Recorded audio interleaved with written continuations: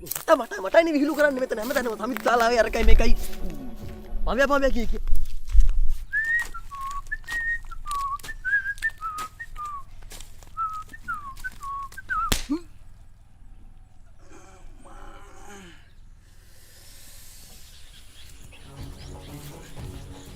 තිලක් අයියා කොහෙද යන්නේ මේ?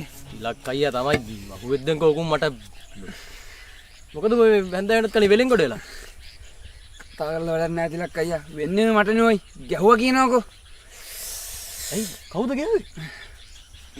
මේ පඹය ඔයි. පඹය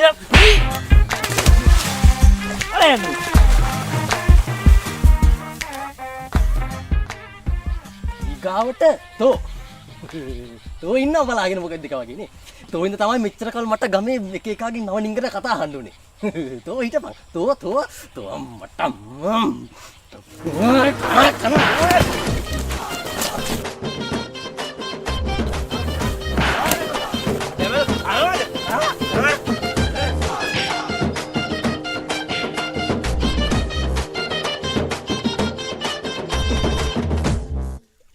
දැක්කනේ ගමෙමු මට එක කියවා කියලා අහිංසකෙක් නිකන් අහිංසකෙක් ගුටි කෑවනේ.